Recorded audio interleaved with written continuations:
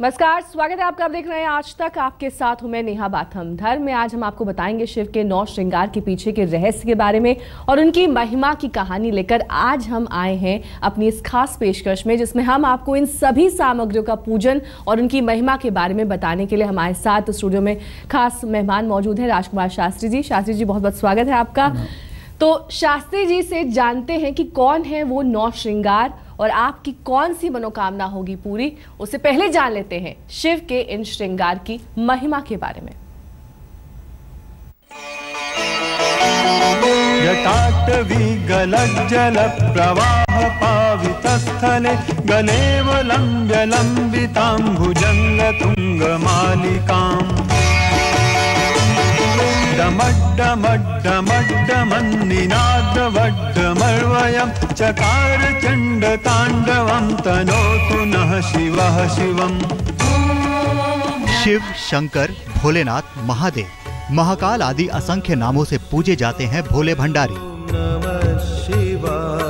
भगवान शिव के जितने नाम हैं उतने ही उनके रूप, लेकिन उनका हर रूप, हर रंग कहीं न कहीं उनकी महिमा का गुणगान करता है। चंद्रमा को अपने सिर पर धारण कर महादेव शशिधर बन जाते हैं, तो वहीं अपनी जटाओं में गंगा को धारण कर गंगाधर कहलाते हैं।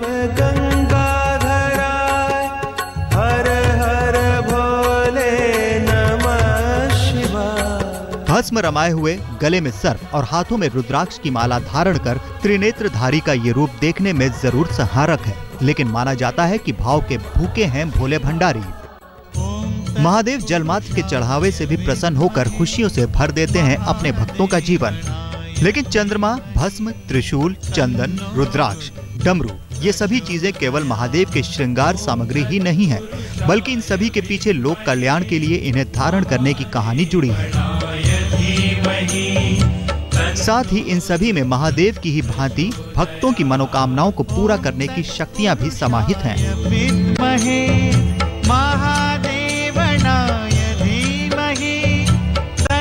चंद्रमा को अपने मस्तक पर धारण करने के पीछे मान्यता है कि समुद्र मंथन में विष निकला था।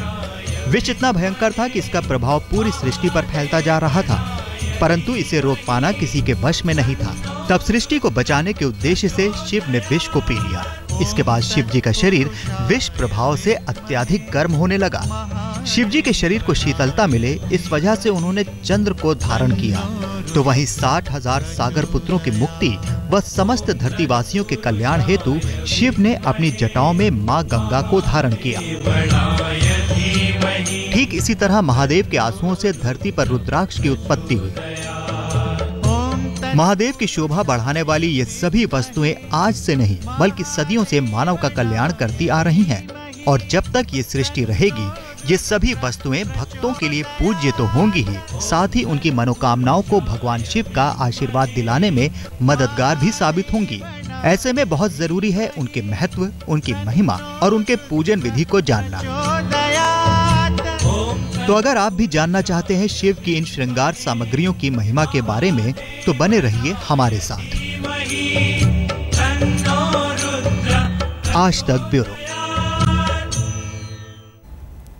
तो कहानियां शिव के श्रृंगार की, और ये कहानियां सुनाने के लिए हमारे साथ स्टूडियो में मौजूद है राजकुमार शास्त्री जी। शास्त्री जी, सबसे पहले बात चंद्रमा की करेंगे जो उनके सर पर दिखाई देता है शिव जी के। क्या कहानी है इससे जुड़ी हुई? समुद्र मंथन के समय भगवान जो विष है ये समुद्र से निकला, और इसकी सबसे पहला 14 रत्न निकले, और 14 रत्नों में सबसे पहला जो रत्न है ये विष है। जब सभी ब्रह्मांड इसकी ज्वालाओं से जलने लगा तो भगवान शिव ने, सभी देवताओं ने भगवान शिव से प्रार्थना की, और भगवान शिव ने उस जहर को पान कर लिया जगत का कल्याण करने के लिए। भगवान शिव ने जहर का पान तो कर लिया, लेकिन उसके उपरांत जो उसका प्रभाव हुआ उससे भगवान शिव बहुत व्याकुल हो गए।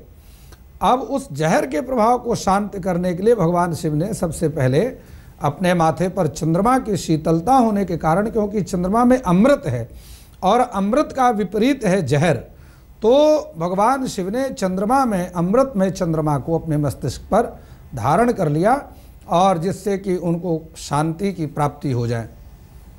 अगर चंद्रमा में भगवान शिव का हम पूजन करते हैं, चंद्रमौली भगवान शिव शशिधर का पूजन करते हैं, तो उससे जो आपकी जन्म पत्री में अनुकूल ग्रह हैं उनकी शक्ति को वृद्धि मिलती है, क्योंकि चंद्रमा स्वयं एक ग्रह है।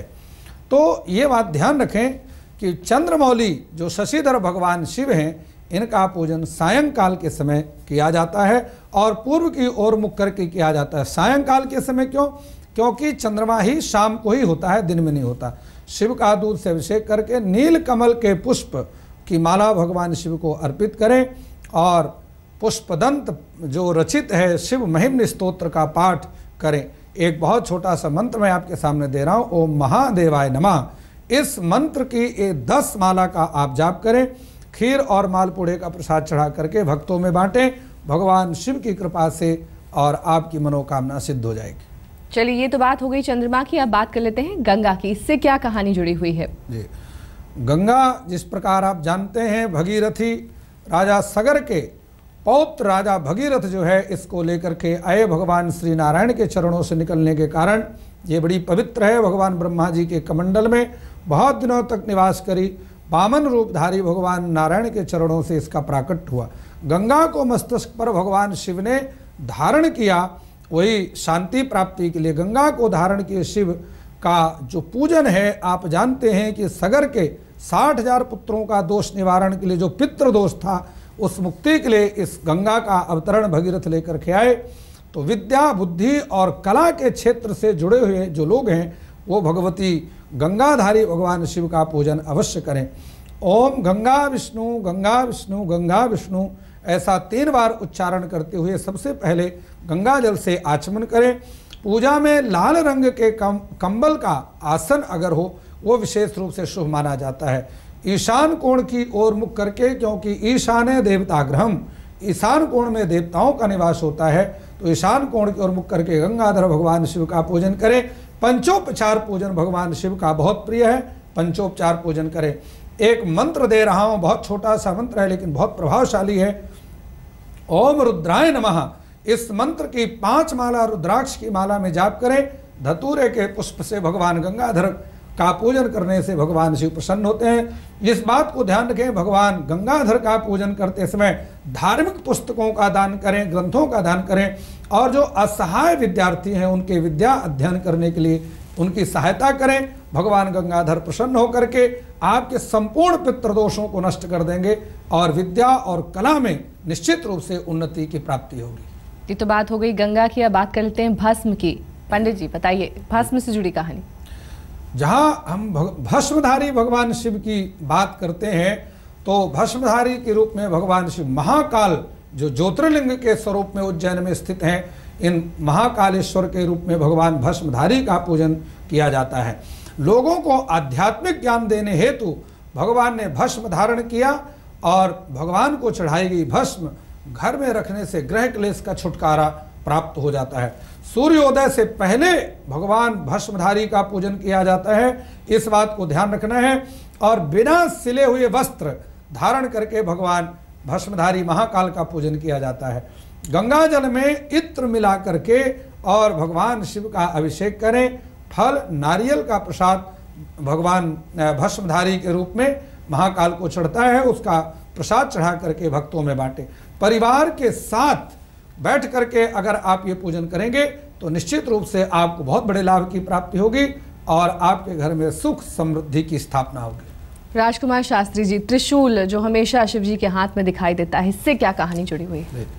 त्रिशूल जिस प्रकार आप जानते हैं कि 3 शूल हैं, जिसमें वही त्रिशूल है दधीचि ऋषि जो भगवान शिव के अनन्य भक्त थे, और देवराज इंद्र को जिस समय ब्रह्म हत्या लगी, उस ब्रह्म हत्या से छुटकारा पाने के लिए और दधीचि ऋषि और दुष्ट दैत्यों का वध करने के लिए जब इंद्र दधीचि ऋषि के पास जाते हैं और उनकी अस्थियों को लेकर के, दधीचि ऋषि ने बड़े स्वेच्छा से अपनी अस्थियों को दान कर दिया। उन अस्थियों से 5 शस्त्र का निर्माण हुआ। उसमें देवराज इंद्र का वज्र भी उसी से बना, भगवान श्री हरि नारायण विष्णु का सुदर्शन चक्र भी बना, भगवान शिव का त्रिशूल बना, और 2 बड़े विकराल धनुष, पिनाक धनुष का निर्माण भी उसी से हुआ। और सारंग नाम का जो धनुष है उसका निर्माण भी उसी से हुआ। सीता वरण के समय स्वयंवर में भगवान श्री राम ने एक धनुष का खंडन किया और मथुरा में जाकर के भगवान श्री कृष्ण ने कुवलियापीठ नामक हाथी का वध करने के लिए कंस के वध से पहले उस धनुष का खंडन किया।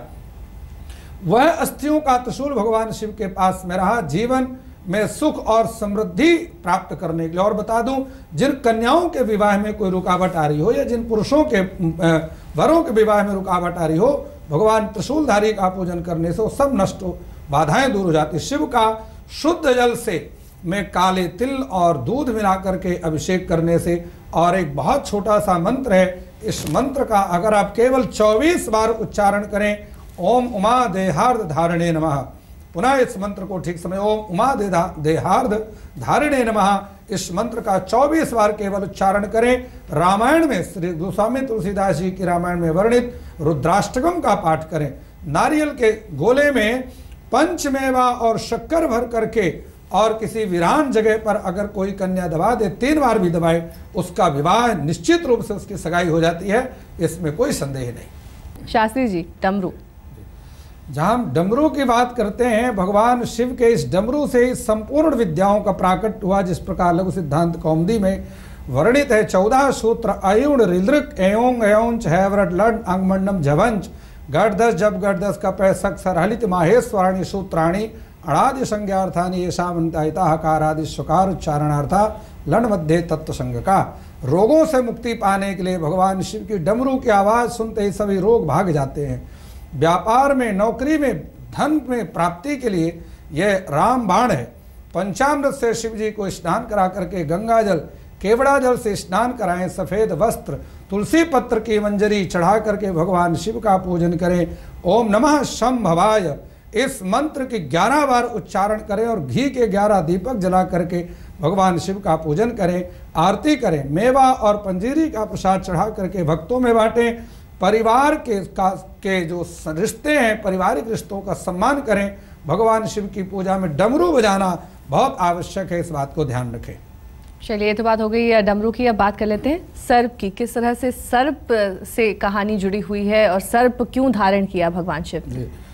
भगवान शिव ने सर्प को धारण करने का बहुत बड़ा एक कारण है कि जब भगवान शिव ने जहर पान करने के बाद चंद्रमा को धारण कर लिया, गंगा को धारण किया, उसके बाद भी भगवान शिव को शांति की प्राप्ति नहीं हुई।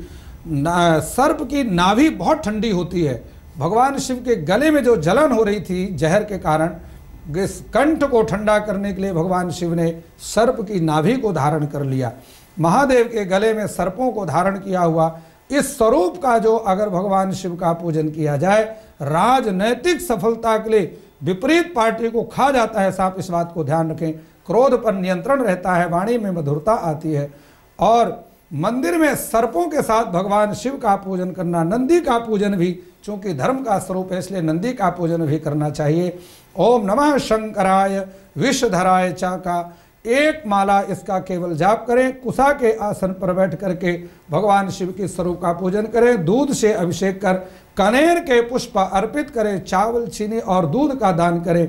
चांदी या तांबे के कुछ नाग नागिन के जोड़े भगवान शिव को चढ़ा करके पूजन करें। निश्चित रूप से भगवान शिव प्रसन्न होकर के कामनाओं की सिद्धि कर देते हैं। रुद्राक्ष से क्या कहानी जुड़ी हुई है? जहाँ रुद्राक्ष की बात करते हैं, अक्ष का अर्थ ही होता है भगवान शिव के नेत्र। शिव के नेत्र से निकले आंसुओं से अंधकासुर का वध करने के लिए भगवान शिव के नेत्रों से आंसू निकले, पुत्र भाव उत्पन्न हो गया। शिव पुराण के अनुसार 14 प्रकार के रुद्राक्ष होते हैं। 1 मुखी, 5 मुखी और 13 मुखी जो रुद्राक्ष है सर्वश्रेष्ठ माने जाते हैं। रुद्राक्ष को धारण करने से पहले दूध से स्नान कराएं। लाल रंग के धागे में गंगा जल से शुद्ध करके रुद्राक्ष पिरो लें और सदैव हृदय का स्पर्श करता हुआ रुद्राक्ष धारण करना चाहिए। प्रदोष तिथि या सोमवार को ओम नमः शिवाय का 108 बार उच्चारण करते हुए धारण करें। पूजा उत्तर दिशा की ओर मुख करके करें। रुद्राक्ष धारण करने के बाद 7 प्रकार के अनाज का दान अपने वजन के बराबर से तुला दान करें। भगवान शिव प्रसन्न होते हैं और रुद्राक्ष की धारण करने की महिमा आप सब लोग अधिक से अधिक जानते ही हैं। तो धर्म में आज हम आपको बता रहे हैं शिव के श्रृंगार से जुड़ी हुई कहानियां। राजकुमार शास्त्री जी, अब कमंडल से क्या कहानी जुड़ी हुई है? कमंडल की जहां बात करते हैं, सृष्टि को काल से बचाने व उनके भरण पोषण के लिए कमंडल भगवान शिव ने धारण किया। माँ अन्नपूर्णा से भगवान शिव ने स्वयं भिक्षाटन किया और भिक्षा मांग करके भिक्षाम दे कृपा अवलंबन करी महातन पूर्णेश्वरी। भगवान शिव की पूजा करने से कमंडलधारी धन धान्य से घर हमेशा भरपूर बना रहता है, मान सम्मान की वृद्धि होती है। जल में चंदन मिला करके शिव का अभिषेक करें, शिव पंचाक्षर स्तोत्र का पाठ करें, ओम पशुपतये नमः मंत्र का जो है उच्चारण करना चाहिए। गुलाब जल में हल्दी, मेहंदी, पुष्प, चावल मिला करके शिव का एक विशेष अर्घ होता है वो देना चाहिए। आलू पूड़ी का भोग लगा करके भक्तों में बांटे, भगवान शिव प्रसन्न होंगे, घर में कभी धन धान्य की कमी नहीं आएगी। चलिए, और आखिर में बात चंदन की। जी, चंदन की जहां हम बात करते हैं, चंदन से तिलक, मलयागिरी चंदन से तिलक करने से कुशाग्र बुद्धि व मानसिक शांति मिलती। ओम हर हर महादेव का उच्चारण करते हुए, ओम गौरी पतये नमः का 11 बार उच्चारण करते हुए दूर्वा चढ़ाकर भगवान शिव का पूजन करें, भांग चढ़ाएं। भगवान शिव प्रसन्न होकर के धन धान और विद्या से संपन्न कर देते हैं। चलिए राजकुमार शास्त्री जी, बहुत ही रोचक कहानियां आपने शिव के श्रृंगार से जुड़ी हुई आज में बताई। तो आज धर्म की खास पेशकश में बस इतना ही।